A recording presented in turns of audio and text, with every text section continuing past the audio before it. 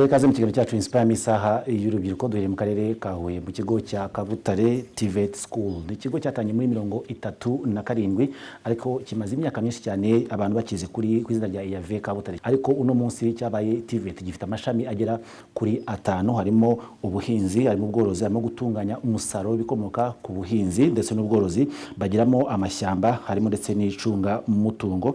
Ariko nanone nagari byonyine batanga n'amahugurwa y'igihe gitoya. Urugero ushobora kuba urangije secondaire ariko ushaka amahugurwa kugira ngo wigure mu kintu runaka wihangire umurimo. Kino kigo nacyo kirabikora uno munsi. Usibye ibyo ngibyo bakira abahungu n'abakobwa bahera mu mwaka kane kugera mu mwaka wa gatandatu, ibyo bita ngo ni level 3 kugera kuri level 5. Level 3 ubwo no kuvuga ngo nabari mu wa kane secondaire mu buryo busanzwe tumenyereye, level 5 ubwo nabari mu gusoza, ariko tugiye nabo uno munsi nabari muri level 3 kuko twasanze abari muri level 4 na level 5 bari muri stage ntabwo bayikorera ku bigo, ahubwo level 3 ikorera stage ku kigo. Tubaye kaze mu kiganiro cyacu Inspire misaha y'urubyiruko. Murakoze cyane kunyakira ahangaha Kabutare ni mu karere ka Huye nk'utangiye mbivuga. Tukaba dufite umutumirwa nawe akaba atuye mu karere ka Huye.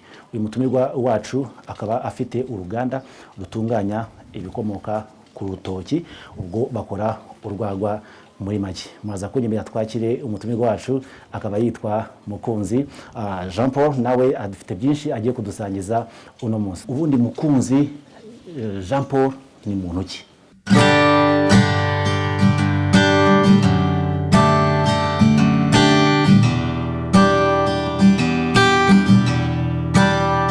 Nitwa Jean Paul Mukunzi, nkaba mfite uruganda rwitwa Rwanda Banana Wine Limited rukora mu karere ka Huye, mu murenge wa Huye, mu kagari ka Sovu, muri zone industrielle. Muri make umushinga wacu ni ugutunganya ibikomoka ku bitoki dukuramo inzoga. Tukaba dufite ntuze ebyiri ubwoko bw'inzoga. Hari ya mbere yitwa Mutsari Butunda, iyo nta mazi abarimo nta n'isukari, ku buryo n'abantu wenda bafite ikibazo cya diabete cyangwa se cy'isukari bashobora kuba bayinywa nta kibazo. Indi ya kabiri yitwa Morokoso Banana Based Alcoholic Beverage, yo abari amazi n'isukari ku kigero cya 30%. Ubwo no kwa 70% ni umutobe w'ibitoki. Muri make rero uruganda rwacu rwatangiye 2018, dutangira dukora mu buryo bugereranyije, dukora amakesi navuga nk'icumi ku munsi, ariko uko bigenda bizamuka nuko hajemo imbogamizi ya COVID-19, ariko ubu ngubu rwose bikugenda bitanga icyizere ko iminsi iri imbere tuzagenda tuzamura ku buryo nk'ubu tugeze ku makesi 200. Ni ndatekereza ko wenda nko mu myaka nk'ibiri cyangwa 3 iri imbere dushaka kuzajya no ku makesi 1000. Buryo tubona masere premiere ibitoki ahanini byiganje mu gace k'Ikimongo no dukunda kubikora za Kirehe, ibindi bikaba mu karere ka Gisagara. Byibuze nko mu cyumwe dushaka kwakira toni zigera nko muri 50. Ubwo iyo tubonye toni zingana gutyo dushaka uburyo ki tubihuza n'amasaka tugomba gushaka ku buryo tubasha kuno kubetera iyo nzoga turi buze gutara. Amasaka yo ntabwo dushobora kuba twarenza toni 2. Icyo gihe tufashe toni 50 z'ibitoki, tugafata nayo masaka ari buze kuza kuba mbiteze adufasha kubetera umutobe tugiye gutara. Byibuze nko mu gihe cy'icyumweru nkuko nahoze mbivuga, ku munsi nimba ducuruza amakesi 200, icyo gihe nko mu cyumweru dushobora kuba twacuruza amakesi 400 cyangwa 500. Isoko ryo urebye nta kibazo, ni mu karere ka Huye cyane cyane Nyamagabe, Gisagara na Nyaruguru. Rimwe na rimwe tujya ni Nyanza, ariko ho ntago ari cyane kuko birasa nkaho bikiri hasi, ariko nateganya ko mu minsi iri imbere tuzageraho tukagenda na Nyanza tuzamuka tukagera ni Kigali, naho rwose numva nta kibazo ko produit yacu bayikunze ku isoko. Ku bijyanye n'ubuziranenge ho rwose numva nta kibazo, inzoga rwose tuyikora mu buryo bwizewe bijyanye n'amabwiriza y'ubuziranenge standard bagenda baduha ubuziranenge. No kujyanye na competition ku isoko ho hari izindi ngana tugiye duhanganye, nazo ndumva nta kibazo, twese tubasha gucuruza. Kireka hari rimwe na rimwe hari nk'igihe usanga ariko na leta yigene bidufashamo, ari nk'abaturage barimo bagenda bakora inzoga zino twita bikwangari cyangwa se zimazamuriture. nizo zikunda gusa nkaho zidukoma nkokora, ariko n'ubuyobozi tugenda dufatanya ku buryo muri no minsi biri kugenda bitanga isura nziza kabisa, birimo biragenda bicika. Mu buryo dukora muri business buri haba ibintu bijyanye na kontara, rwiyemezamirimo batuzana ibitoki dufitanye kontara ku buryo mu gihe cy'umwaka wose aba ugomba kubituzanira. Wenda iyo haba ikibazo cy'uko wenda byabuze ku isoko, icyo gihe tunegosiya ku kijyanye n'igiciro, ariko ibitoki ntabwo bishobora kuba byabura. N'amasaka nuko buriya kontara niyo ituma buri wese agira uko yitwara mu kazi akora, ku buryo wenda atakwisha amasezerano ya mugenzi we, bityo ibyo bintu kuba twayibura ntabwo bikunze kubaho cyane. Kereka iyo hajemo icyo kibazo ko nk'ubu ibitoki hagati y'ukwezi kwa mbere kugeza mu kwezi kwa gatanu biba ari bikeya ku isoko, bitewe n'uko ntuze sezo yabyo nabyita nko guhundura, nta biba biriho. Ariko ino mvura yo mu kwa kabiri, mu kwa gatatu, mu kwa kane iyo iguye ituma wenda mu kwa gatandatu, mu kwa karindwi ibyaranye mu itumba mu mpeshyi byatangiye kuboneka kugeza mu kwa 12. Noneho ubwo rero iyo hajemo icyo kibazo cyo kubitoki byabe bikeya, tuvugana kujyanye n'igiciro kugira ngo n'abadahagara ahubwo agomeze ashakisha uburyo ki ayibona. Ku bintu bijyanye no gupima vorote nabyo bajya bidushikariza cyane, bitewe na standard tugenderaho. Hari nk'ubu ngubu kuri Mutari ifite 14, urumva dufite na laboratoire bipima, dufite pH meter dufasha kureba acidity iri mu ntuzi, iri mu nzoga, tukagira refractometer nayo dufasha kureba ibijyanye n'intuze na concentration y'umutobe, umutobe wavuye kuri kangahe, urimo kigeze ku rwagwa ubwo ufite kangahe. Tukagira vinometer dufasha kureba ya alcohol noneho nyirizina iri mu rwagwa ingana gute. Ubundi kera aho byajyaga bibaho ugasanga abantu barimo bakurura bijyanye n'inzoga, nta laboratoire, nta bipimo bagenderaho bisa nkaho bifatika. Ariko ubu ngubu uko tugenda dutera imbere, turi kugenda rwose dukora ibintu biri kuri gahunda kandi bifite umurongo. Muri uru ruganda rwacu abenshi n'urubyiruko, hari nk'igihe umwana amara kwiga primaire cyangwa akazamuka akagira muri 9, ariko wenda akabumva ntabwo ashaka gukomeza, icyo gihe turamwakira. Usanga rwose kuri 70% abakuze dukoresha n'urubyiruko. Nabo rero tugenda tubafasha mu buryo bwo guhanga umurimo, ku buryo anavuye na hano nawe yashaka ubushobozi akaba nawe yashaka urundi ruganda. Nk'uko no muri leta yacu irimo idushishikariza mu buryo bwo guhanga umurimo, kandi kugira ngo natwe dufashe n'abandi mu kubabona akazi bakaba n'imibereho, bityo bikabasha kugenda neza. Nk'ubu hari amahugurwa tugiye gutanga yo muri ntuze WDA, ahubwo twafashe urubyiruko rungana n'abanyeshuri 20 turabigisha, twahise tubana akazi hano mu ruganda. Ubu hari n'abatangiye kwita bajya mu buhinzi bw'ibitoki, ku buryo numva rwose nabo arabo njya nkurikirana bagira nko muri 4 bafite urutoki rwose. Mu gihe kigera n'imyaka 2 nabo bazaba batangiye kuba barwiyemezamirimo bagiye muri ibitoki nk'aho zigiye zitandukanye. Abakozi dufite muri rusange bahoraho ni abakozi 33, ariko bitewe na ntuze nuko abakiriya bari gusaba produit cyangwa se n'akazi dufite mu ruganda, ari gihe dushyiraho banyakabyizi tukabafasha mu buryo bwo nabo bwiteza imbere, ugasanga tugize byibuze nk'abakozi 60. Ubwo si inyuma gato y'abakozi bahoraho 33 bose rwose bimeze neza, bariteganyiriza muri ejo heza, twaki sociale hose nta kibazo. N'umugize ikibazo agiye nko kubyara runaka nawe bafite uburyo tumufashamo, nta kibazo rwose. Nabo ngabo banyakabyizi iyo akoze byibuze nk'iminsi 15 mu kwezi, nawe turamuteganyiriza muri ejo heza.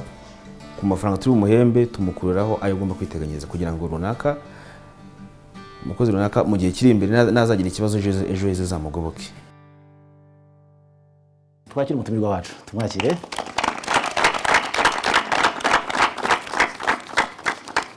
Yes, mukunzi Jean Paul tuguhaye ikaze mu kiganiro cyacu Inspire isaha y'urubyiruko. Turi kumwe n'urubyiruko abarasa neza cyane, bakaba bagiye kutwika nabo ibyo biga ukuntu bishobora kubyara inyungu.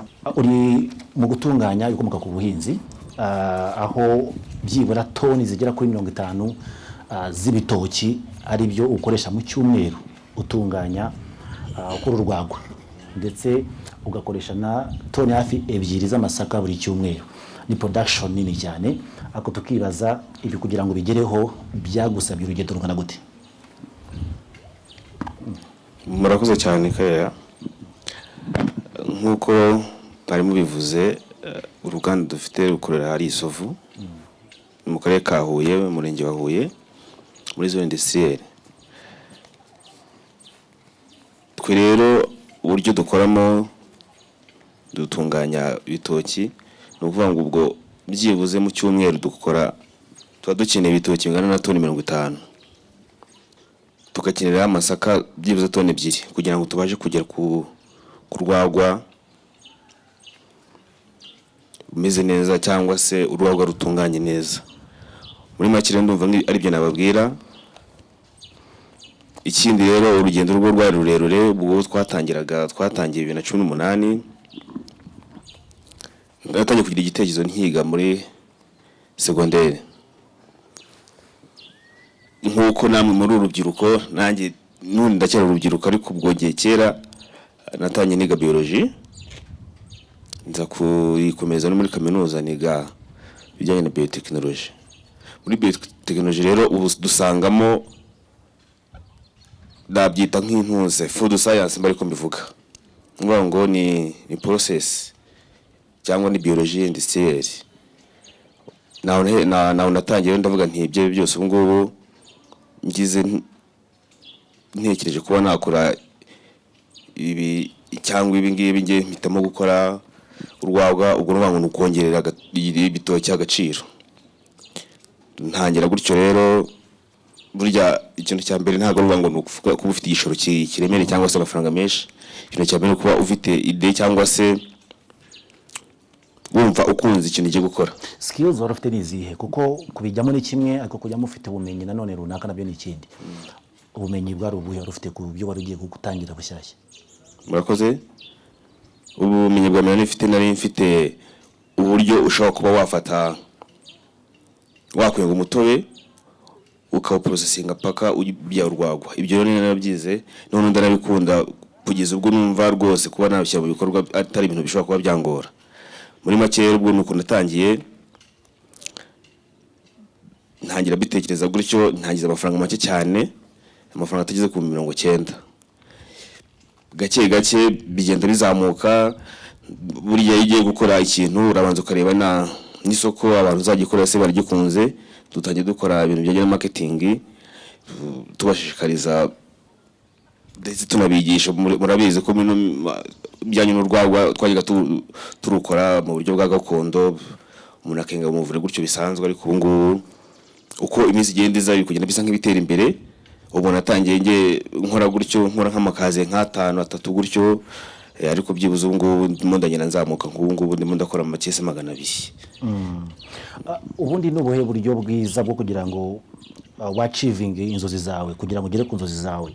Urubyiruko turi kumwe nabo technically ibyo uvuga barabizi ko nibyo biga, ariko nanone tujya kugera ku nzozi bafite zishobora kuguma ari inzozi nkuko tubyita inzozi. Ni gute zino nzozi bafite zishobora kongera kutabizoza ahubwo zikaba igitekerezo kikavamo kikaba no umushinga nyawo? Wowe ibyari inzozi byahindutse gute umushinga? Murakoze. Ibyari inzozi byaje ku mushinga bitewe nuko natinyutse. Yatinyutse navuga nti byose ubu ngubu kwaga akazi ni ibintu bigoye, nuko kabana nabyo ni ikindi navuga nti byose kwikorera byatanga umusaruro kandi murakumva atekanye, anatekereza no kuzagira no kuzaha akazi ya rubyiruko cyangwa se n'abandi bose bagiye batandukanye.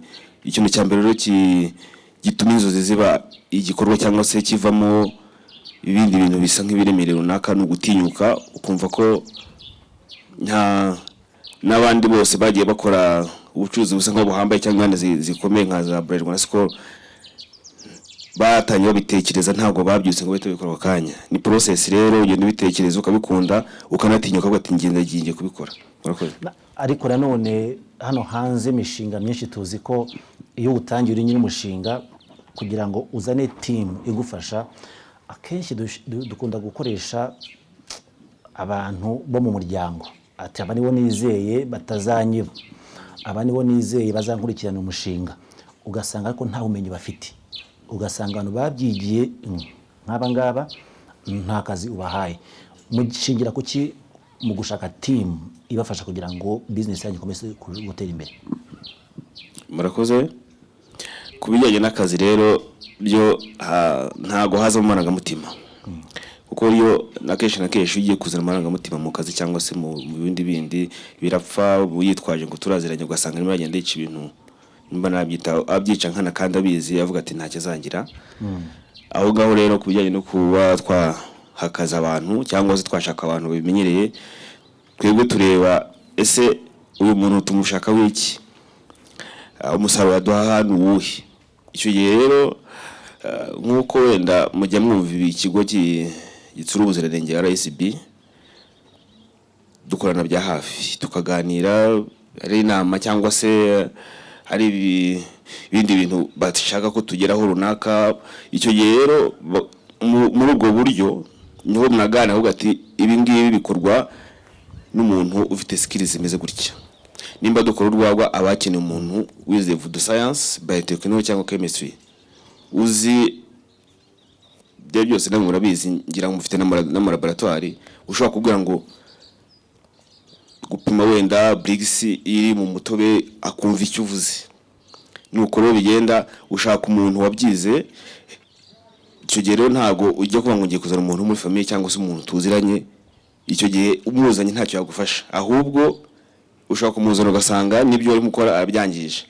Ibyiza rero ushaka umuntu wize uri muri domaine ku buryo agira aho kuvana naho kugeza, ku buryo mwungurana ibitekerezo mu buryo bumwe cyangwa ubundi, akavuga ati ibi bikorwa gutya kuko aba afite icyo abizo kandi yanabyize. Murakoze.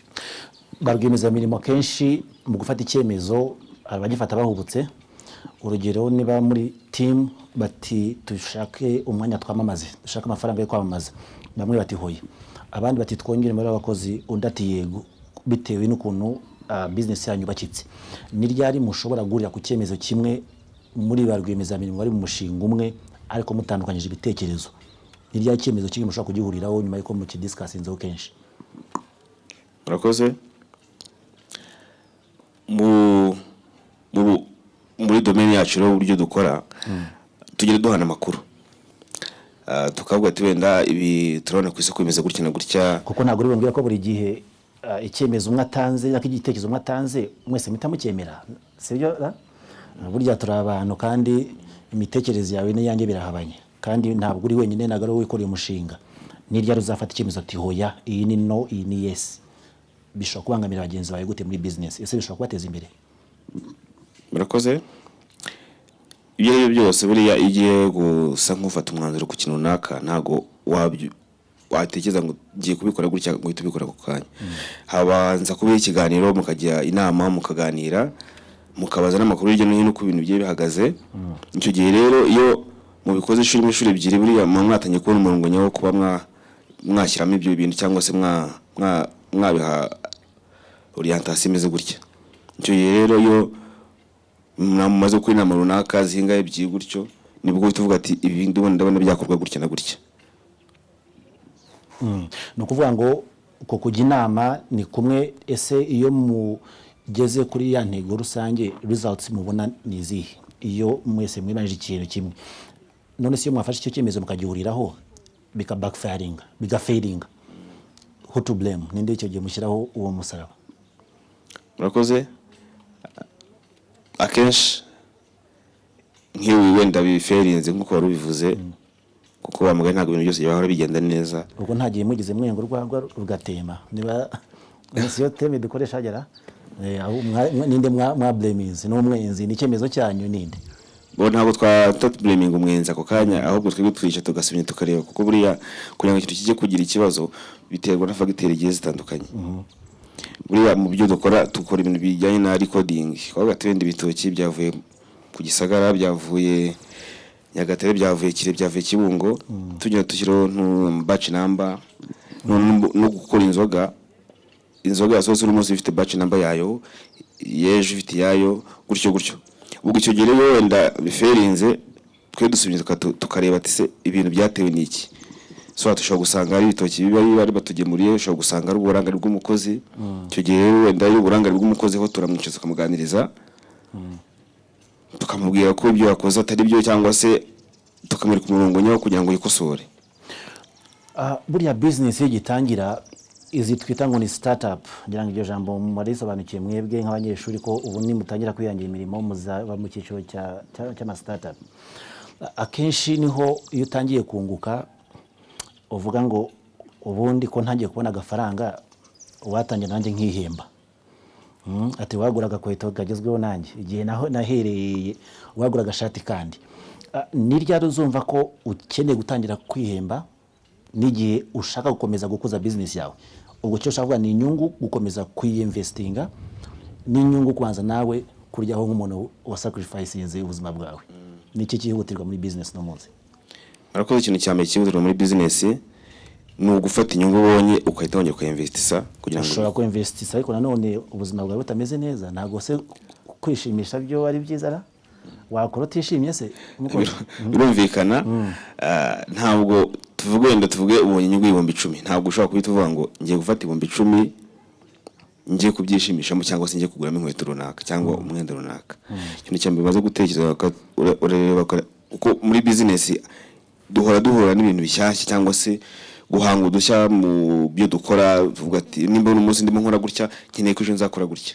Icyo gihe byibuze ufata nk'ibihumbi 2 ukashyira muri business, wenda ibyo 3 bisigaye ukaba wari byo wafata ugakemuza ibibazo bimwe na bimwe ugiye ufite. Sibyo ko umunsi ku munsi ibibazo nta duhura nabyo ntabwo ariko byose byakemuka, ugira uko ugenda wenda bigabanya, ariko ntabwo byose byakemukira rimwe. Ariko ama startup menshi tuzi ko usanga CEO ari nawe ushinzwe barusha mibare, ari nawe ushinzwe marketing, ari nawe ushinzwe icyo gihe ni gute ushobora kwivaluating ubwawe, ni gute ushobora kwikorera assessment y'ibyinjiye n'ibisohotse? Icyo ni ikibazo kiba muri startups nyinshi cyane. Muri mu cyiciro mwebwe? Twese icyiciro turimo ntabwo CEO ashobora kuba yaba byose ngo acunga umutungo abare everything. Icyo gihe yazashiduka ahubwo atazi n'uburyo arimo ahomba cyangwa se n'uburyo arimo akoramo. Byose dufite umucunga umutungo, akaba ari undi ushinzwe umusaruro wenda kuwukurikirana, ushinzwe marketing, ushinzwe gufata amasaro wabonetse, ndavuga bune amakazi twakoze akajyana ku isoko. Buryo ni ntuze tuba dufite departments zigiye zitandukanye, kuko nubwo niyo tugiye muri nama buri wese tugira tumukora ntuze ubugenzuzi ku giti cye cyangwa se tureba n'ibyo akora uburyo abikoramo. Ntabwo rero mu CEO yashobora gukora ibintu byose, icyo gihe yabikoze rwose ntabwo bigenda neza. Ni ryari service yawe uzamenya ko irushiye abandi? Wowe ushobora kwiratinga, ushobora kwiha amanota. Ese uyiha amanota ugeranije n'ibyo abandi bakora ushingiye kuki? Ku buryo ushobora kunyumvisha buryo kinashobora kunywa inzoga yenzwe n'urundi ruganda nkaza kunywa yawe. Ni gute inzoga yawe yumva ko ari nziza kurushiza abandi? Ubwirwa n'icyo bundi? Murakoze. Buriya ku nzoga dukora kugira ngo tumenye ko ari nziza, tureba kurusha abandi, byongera kurusha abandi, tureba ku customers cyangwa nawe baza kugura kuri zo zabo bandi ba competitors mukabaza mukagereranya. Ntabwo byabura kugenda wenda wumva amakuru yuko abandi bagenda bakora, gufate yawe ukayiguruka ishyira muri laboratoire kwa testinga. Ibyo turabikora kenshi kugira ngo twumve ko tutataye umurongo, ariko nanone kugira ngo tubone ko service cyangwa se ibyo dukora biri kugenda urushaho kuba byiza.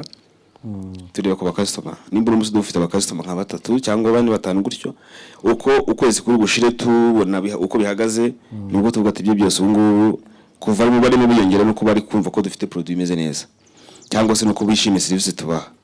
Icyo gihe rero nibwo tugenda dukora iyo evaluation, tukabona ko ibyo byose uko dukora bitandukanye n'uko abandi barimo bakora. Standard ndetse na pricing. Akenshi barwemeza mirimo dukunda inyungu ya hato na hato, kandi iyo nyungu tugashaka kuyikura muri wa muntu wa mukiriya consumer.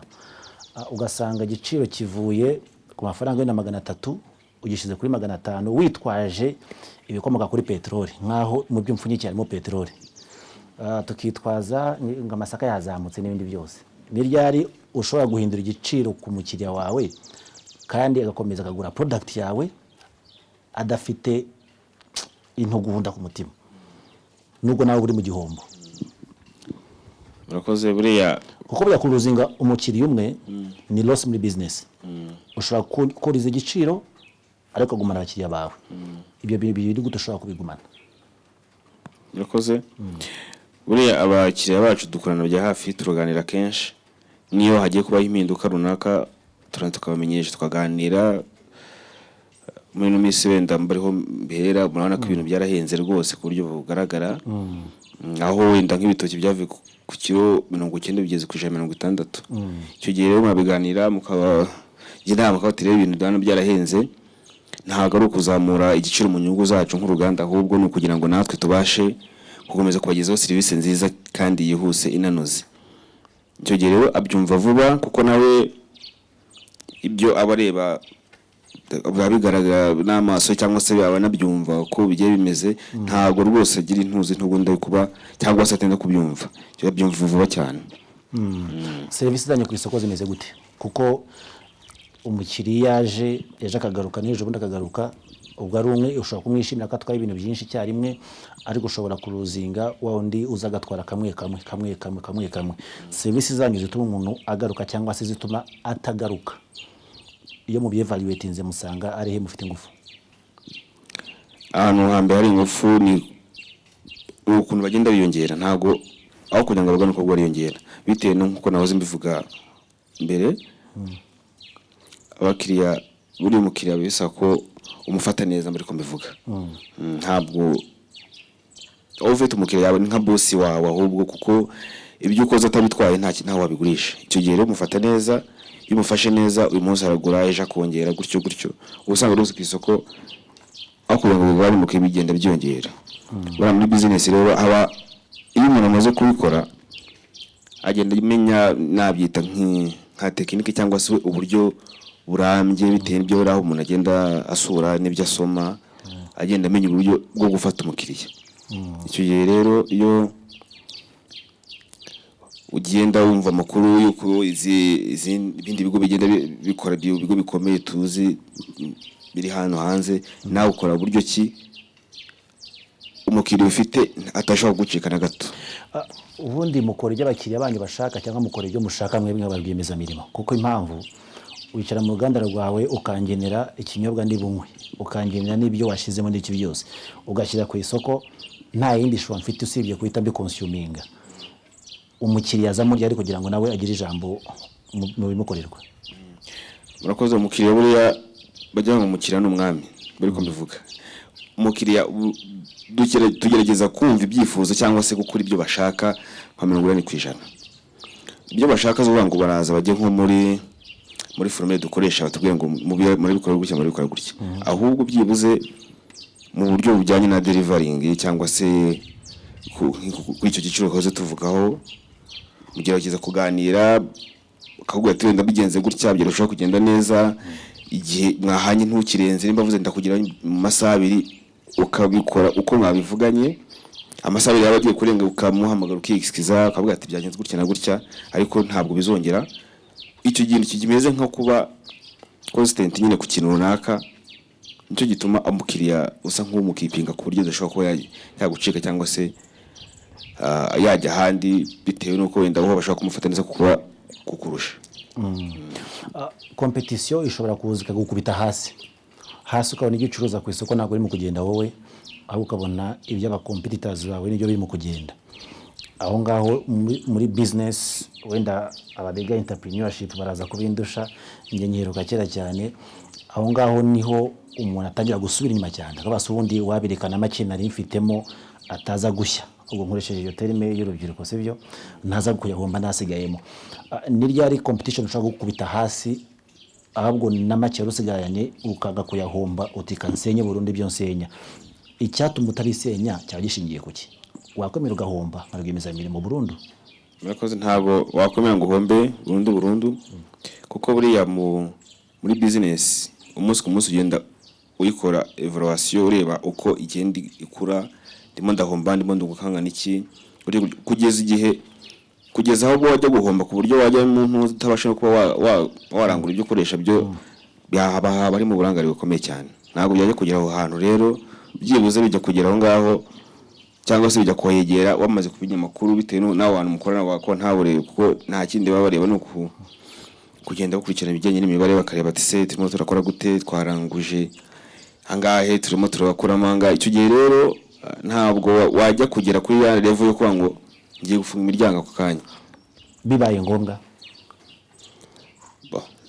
kuba byabaho. Abandi barwiyemeza imirimo batari imbere umwanya wose bashaka guhanga imirimo. Hari igihe bashobora kuzageraho amafaranga bakabona ko business rwose imirahomba bayireba, ese asigaye nayo nyakuremo hakiri kare. Sinzi ko mwumva impungenge zanjye. Nayo ifite business ya miliyoni 30 ariko maze kugera byibura mbona asigaje igishoro cya miliyoni 10. Ese nazo zihombe cyangwa mite mfunga business ahubwo ndekipira ne rasigaye rwemeza mirimo muzima arekipera yo yarasigaje cyangwa ashobora guhera kuri yandi rasigaye akongera ka boostinga business byakorwa mu boye buryo. Murakoze bura muntu kunyanga cyo kwanga ndirwemeza mirimo ni risk iteka ngo agomba kumanza kumva ko ibintu byose nyine agomba kubyakira cyangwa se agomba no kwicara akavuga ati ngiye kubanza nge nta niherere ntekereze neza kiri gutera ibi bintu. Swat ushobora gusanga rero ufite ikibazo ari abakozi bafite ikibazo cyangwa se wenda na karito y'umukora nayo ifite ikibazo. Cyo gihe rero bayose ko wicara hamwe ugatekereza ntago wivuga ngo nimba ubona ngo ndahombye gatoya ngo mise mvabo ntago bishoboka. Ibyo uzobanza kwicara ugatekereza kuko hanze hano hari abantu bagiye bazi ibintu bijyanye no kwanaliza imishinga cyangwa se kuba bakora ama consultance akaza rero muri ntuze muri company yawe akakugira inama akavuga ati ukamwereka byose mukasasinzo mukareba. Icyo gihe rero ahita gufasha no kwita wumva neza cyangwa se ubona ikibazo cyateye iki gihombo cyangwa se gishobora kuba kirimo kikujyana muri risk yo guhomba. Icyo gihe rero wicara hasi ukatekereza neza ukareba abantu bose bityo biguha ukundi ikindi cyizere cy'uko hari ikintu kitagendaga neza ariko nigikosoka ibintu bizongera ugasubira ku murongo kongerwa kunoza business yawe kugira ngo uvuge ngo ngiye kwita nkuramo abana nisigaje ngo nyifunge burundu ntabwo byaba ari byo. Barwemeza mirimo kwirukana umuntu muri business ni ibintu bibaho cyane ariko ni icyemezo gikomera gufata kugira ngo wirukane umuntu. Byakubwira umuntu ngo akazi kawe karahagaze ni icyemezo mva kikuremerera nka rwemeza mirimo kikanabaza n'uwo ubibwiye. Ariko iyo uhagaritse umuntu mu kazi ikosa riba riri kurinde wowe wahaye akazi umuntu udashoboye cyangwa wowe utarabashije gukurikirana uhaye akazi gagire ku byo wifuza ko ageraho. Murakoze buriya mu bintu bijyanye no kwangaje abakozi ariko ushobora kwangaje udashobotse birashoboka. Ikosa ni ryande ubwo ngubwo ni rya boss cyangwa ndi mukozi bishobora kuba ari impande ebyiri. Bishobora kuba ari ikosa rya boss cyangwa se ry'umukozi. Ikosa wenda ishobora kuba rya boss mu gihe ibyo yamuhamagaye gukora yamudiviye akamujyana mu bindi bikamunanira. Icyo gihe numva nta musara ashobora gutanga. Icyo gihe birangira n'ubundi ubona ko nta kirimo gufasha ukamwirukana. Mu gihe noneho umuzanye utamudeviye agakazi kakamunanira noneho. Icyo gihe rero buriya abakozi muri kampani runaka nabo bajya bagira nabyita nko gutsitara muri kumivuga ukamuzana mwimenejwe ikintu uko kigomba gukorwa ukabona siko nimo gikora. Nungaruka ngikosa ni ryande ikosa ni ryande ikosa iyo gihe bari ry'umukozi boss noneho kucyata mukurikirana n'ubundi icyo gihe kugira ngo ujye kubona ko arimo akora nabi bagira ngo tubereke ko niba ajya gutangira company agomba kumenya who is who ninde ngiye guha akazi. Ese urabizi ko afite izo skills cya cyozo nakwajeje imbere mushingira ko ki mu guha akazi umuntu ushoboye kuko n'uwirikana umuntu kadashoboye ku bwanjye nzimagina ko atari umuntu ushoboye ahubwo ni boss wangaje umuntu udashobotse. Icyo gihe ni byari nshobora kumenya umukozi nyawe ngo baguha akazi. Murakoze nkuko no bindi byose izindi institution bigenda nuko iyo mugiye guha umuntu akazi umukurikira ikizamini. Ubwo wasinze ikizamini rero ni uho akazi. Ubwo ahubwo burya ntabwo iyo umuntu wenda avuze ngo nasinze ikizamini kiri right nyine kiri cyanditse ubwo bivuze ko nakazi nzagashobora mu buryo bwose. Iyo wenda umuhaye akazi ko ikizamini yagitsinze no muri ntuzo no muri business cyangwa se no mu kazi ugiye kumushinga urabanza ukasa nk'umwerekera bigenda gutya bagenza gutya bacabaca. Icyo gihe rero usa nk'umumenyi uramumenyereza. Ubwo rero ariko dusubiye inyuma gato y'igihe umumenyereza akabikora umwaka umwe imyaka ibiri ku mwaka wa gatatu bikanga. icyo gihe uratangira ukamwandikira inshuro ya mbere inshuro ya kabiri, iyo ubona byanze rwose aho kugira ngo dusubire cya kibazo cyo ngo business ihombe cyangwa se ifunga imiryango, ahubwo umwe ashobora kugenda hakaza undi kugira ngo business ikomeze iraninge. Mu kwagura business akenshi usanga inyungu ibonetse muri company runaka, abakoresha mukunda gufata amafaranga y'inyungu mukihutira kwagura ibikorwa remezo, ubwo ni infrastructure muri rusange. Uvuye wenda ku mashini imwe ugeze ku mashini 5, ariko mu by'ukuri ntimwagure ubumenyi bw'abakozi. Ni ukuvuga ngo amafaranga y'inyungu mwe mwihutiye kuguramo ibikoresho bindi, ariko amafaranga y'inyungu nimwibutse kongera skills z'abakozi banyu kugira ngo barusheho bakugeze kuri ya vision ya business yawe. Ikihutirwa muri business gitangira ni iki? No kongera ibikoresho cyangwa ni skills ku bakozi ukoresha kugira ngo ugere kuri vision ya business yawe. Byose bigomba kugendana. Bagwitishijemo kimwe wowe? Nabanza nkashaka skills z'abakozi. Kubera iki? Kuko buriya umukozi nubwo aba ngugiye kugura imashini cyangwa se igiye kubaka, udafite umuntu uzakora ya karite nga abifitiye ubushobozi bijyanye n'ubumenyi ntacyo bari mukora. Byose umukozi urabanza ukamutegura mu mutwe, ukamuha amahugurwa yose ashoboka, ukamugihinya mukakora ingendo shuri ahantu yagiye atandukanye. Icyo gihe agufasha kuvuga ngo ya product yanjye izagumana umwimerere cyangwa se izagumana ubuziranenge runaka bitewe n'uko umukozi wanjye ari kugenda azamuka mu mitekerereze cyangwa se mu bumenyi runaka. Kuko ikintu cya mbere umuntu aba atagitinga hano gucuruza. Icyo gihe rero ushobora kuzana imashini wenda ariko umukozi ntazi kuyikoresha, n'ibyo akora ntago abizi, urisika kuba nta utanacuruza muri make. Rero ikintu cya mbere no kubanza ugategura umukozi, kumushakira skills y'ahantu hagiye atandukanye, bityo nibyo bizakugeza kuri ya target ufite yo ngo nzacuruza karite yanjye imeze neza, nta kibazo na kimwe ifite kandi igomeze iri constant ku isoko, nta guhindagurika. Ndagira ngo mu kanya gato tubahe urubuga nabo bakubaze ni ryari ushobora gufata mu muhitamo ikintu kiri essential cyihutirwa cyane muri business, mukavuga ngo uno munsi turabona urwagwa rwitwa Morokoso na Mutsari. Morokoso ntabwo irimo kugenda neza, ntabwo Mutsari irimo agenda neza. Ni ryari mushobora guhitamo icyo isoko rikeneye vuba vuba nubwo cyaba gihenze, ariko mutibagiwe na babandi ba product ya kabiri nubwo yabihendutse? Murakoze. Kubijyanye n'ibyo n'urwo rugamba kuntu turwitwaramo rero, nkuko tuba dufite umuntu ushinzwe marketing, we agenda ajya ku isoko ahantu bagiye atandukanye, ajya mu bakiriya ahantu hose, areba izindi ngamba uko zikora, se ziramuze zakora gute. Niwe rero utuzana ishusho y'ukuntu hanze bimeze, cyangwa se abakiriya bacu uko barimo batekereza barashaka ino product kurusha iyi. Ubwo icyo gihe rero niyo dushyiramo imbaraga kugira ngo bakiriya bamaze kubona bayikeneye cyane babashe kwibona an abundance.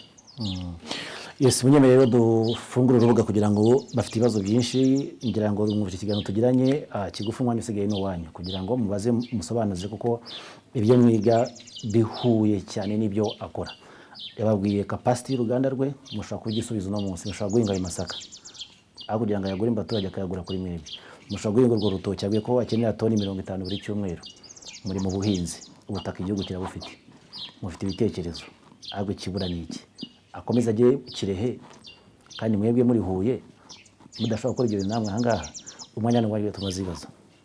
Nitwa Byiringiro Professeur Joseph, niga level 3 food processing. Ikibazo mfite nshaka kumubaza, muri iyo product yawe ikintu wavuga ko difference iri hagati y'izindi product n'iz'abandi cyatuma nyine umukiriya ashishikarira kuyigura iyi? Ikindi kibazo, watubwiye ko watangije 90,000 umushinga wawe. Ibyo 90,000 harimo equipment na ingredient byose waguranye? Murakoze. Tubaza gufata n'ikindi kibazo kugira ngo ndatuze gusubiza imwe nka bitatu. Hari umukaduhere kuri umukobwa aho ngaho. Murakoze. Nitwa Claire Wera, niga level 3 accounting. nifuza kumubaza ese utangira umushinga wawe nta kintu cyakugoye cyangwa ubone ni ikibazo kugira ngo business yawe yo kuraninga? Murakoze. Icyamugoye mu bijyanye n'iki? Mu bijyanye no gutangira business nka product cyangwa equipment. Okay, twakwakira n'undi. Nshimiyimana Jacques niga level 3 animal health. Nshimiyimana? Yego. Ikibazo mubaza ese abakozi baba bakorana bo baba babanyemo gute? Icyakabiri gute ushatse kuvuga? Nyine shatse kuvuga ngo na bose ukuntu baba babanye nta mwigane bose bafata kimwe nta muntu arutisha undi. Icyakabiri ese nko kuri company yawe cyangwa se uri gukora business yawe ubonye haje n'undi muntu muri gukopeta nawe akora nk'ibyo uri gukora, ese we wakora iki kugira ngo atazakurusha nk'abakiriya cyangwa ukabakura cyangwa ukabona akurushije buri kimwe cyose? Ikibazo cyiza cyane. Aha twakwakira undi. Twakwakira ariko tubaze tugaruke nani mbere gatoya. Ndahita kugarukaho yangane. Tugaruka nani mbere gatoya. Yego. Amazina yanjye nitwa Gikundiro Shalom, niga level 3 food processing. Ikibazo njye nari mfite, hari ugiye umuntu aba agiye gutangira business akabona amafaranga afite akavuga ati nyakoresha iki nkora iki, cyangwa se wenda akabona afite n'amahirwe yo kuba yabona akazi mu rundi ruganda rw'undi muntu. Ni iki cyagutinyuye kikavuga ati aya mafaranga nanjye reka nyakire muri business yanjye, no gufite ubwoba ko wenda yahomba ugatinyuka ko bikunda kubaho waba ufite amafaranga ukumva aho kugira ngo wenda uyashore ukaba wavuga ati reka nshaka akazi ahubwo mbenya savings nko kuri bank? Niki cyagutinyuye kuba wumva ko wayashora ugatangira business ya kandi ko harayizajya? Kandi yatubwiye ko ari gufata risk muri business wa mukobwa, noneho bitenga ka ruhande nanone. Yego, amazina yanyu? Murakoze. Amazina nitwa Nirera Jeannette, niga level 3 animal health. Ikibazo cyanjye kiragira kiti ese ntagiye produit yanyu igera hanze ntibayikunde nkuko byari bisanzwe? Ikindi kandi ese icyo gihe biba byagenze bite? Ikindi kibazo nababaza, ese ushingira kuki wita izina business yawe mu gihe waba wayitangije nyine? Murakoze. Ikibazo cyiza cyane rwose. Izina ni Mucyo Paul, level ya 3 animal health. Ikibazo nari mfite kiragira kiti ese nk'urubyiruko dushoje kwiga ukifuza gutangira nk'umushinga ukabura umuntu developinga igitekerezo ufite ahubwo ukabana bagusenya benshi, ese wabireka wabigenza gute? Yesu urakoze gatwa dusubiza ibyo ngiyo kugira ngo ubwo shatse kuvuga ngo kubura ugufasha ku develop igitekerezo cyawe. Yes. Dusubiza ibyo ngibyo. Duhere kuri ibyiringiro ati itandukaniro hagati y'ibyo ukora n'iby'abandi byabaririye. Si byo wabajije? Urakoze. Urakoze Joseph, yakoze ku iki kibazo yabajije. Bo itandukanye riba rihari rero nta rindi. Nk'ubu ngubu wenda navuze mbivuga buriya kubijyanye n'inzoga twe dukora ni inzoga y'umwimereye bari kumbabwira byibuze kujya kuri ku kigero cya 80% umutobe w'ibitoki. Icyo gihe rero umuturage cyangwa se undi mu customer ushobora kuba yayinywa we yumvamo cya gitoki mu buryo nacyo kimukura cyangwa se naguya kimukurura akaba ariho yahera itandukanye n'izindi. Icyo gihe rero yayinyweye akasoma no kuyindi ahita yumva difference rwose. Numva aho ngari cyo navuga. Yakomejejeho ati 90 watangije byarimo ibikoresho ndetse n'ama ingredient. Bo nta bikoresho byo byari bisa nkaho bigereranyije.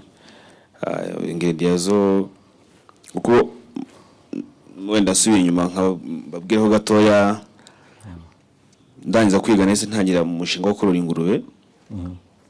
Ndazorora mu gihe kingana n'amezi 6 ndakeka. Ubwo izo ngurube rero zanatangije ingurube 2.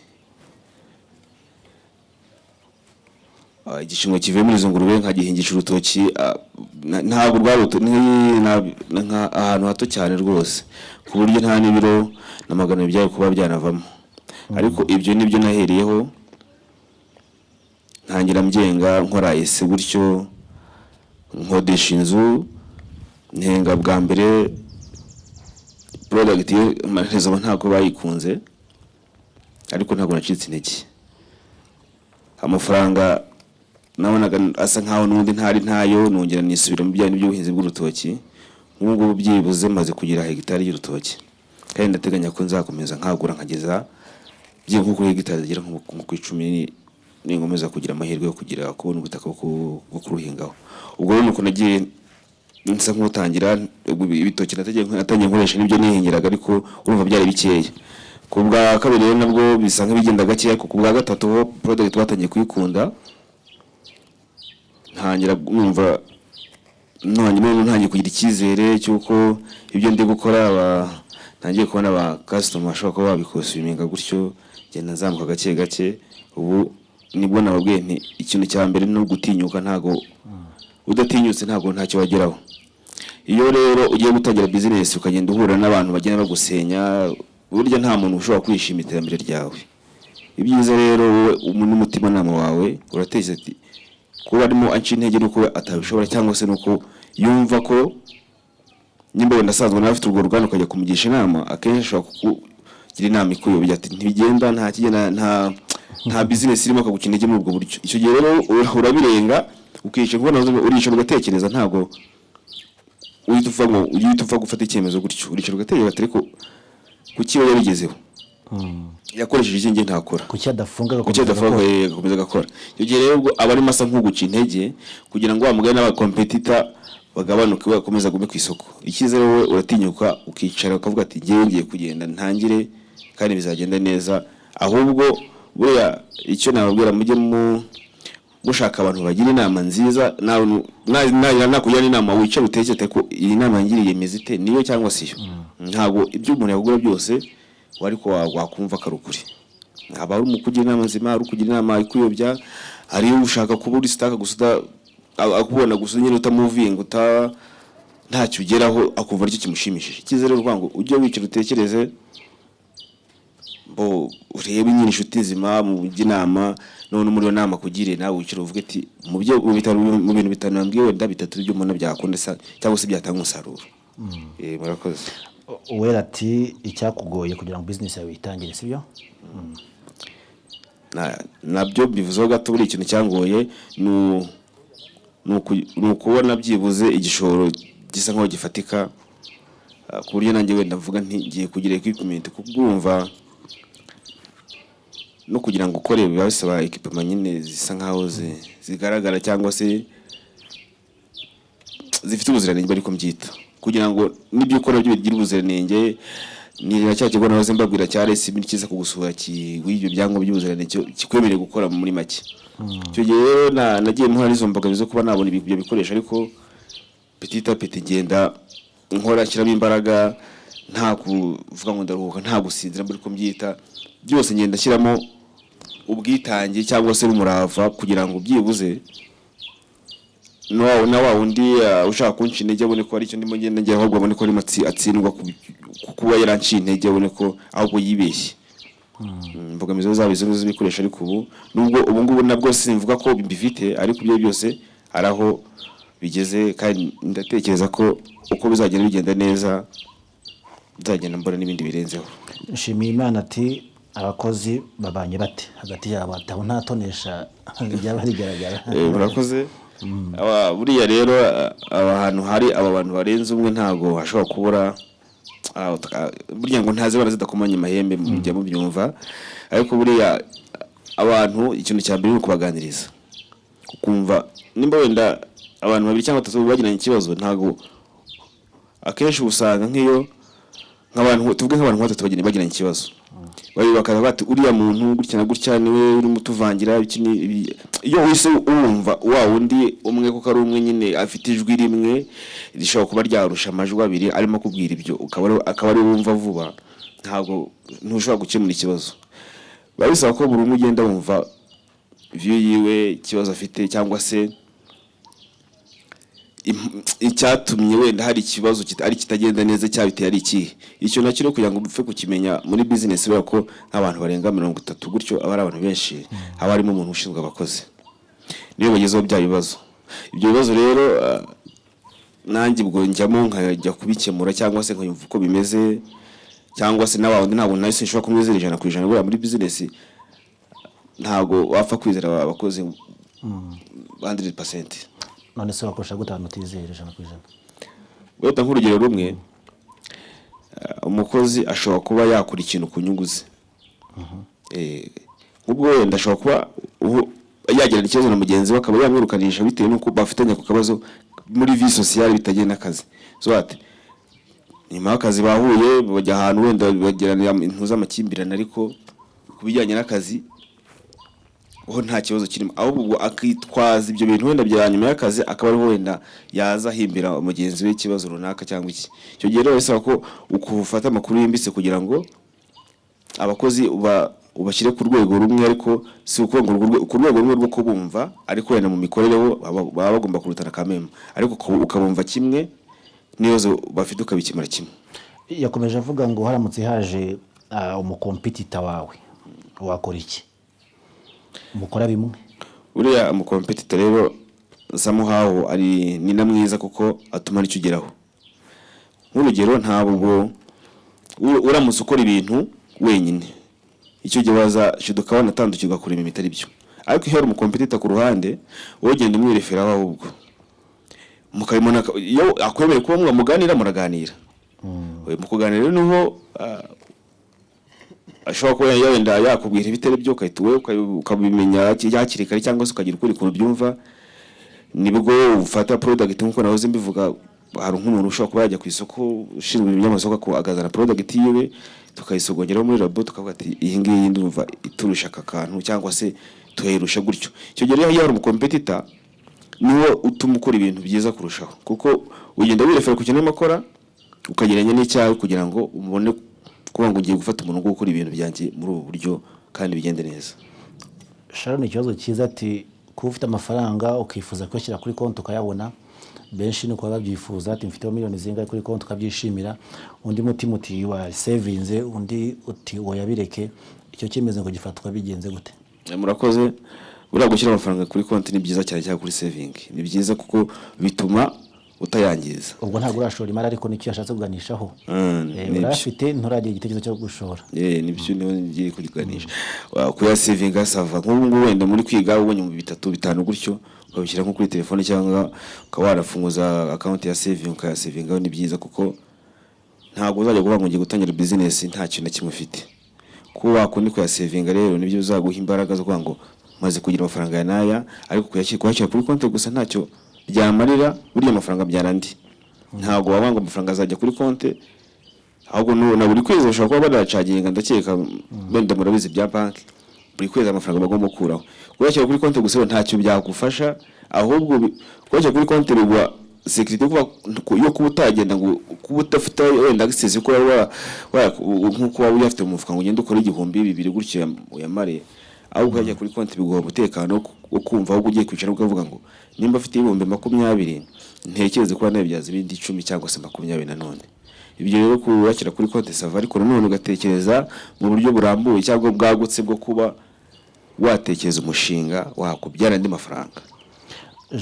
Janet ati ntagiye produit yawe idakurwa ku isoko biba byagenze gute niba nufite n'ikibazo?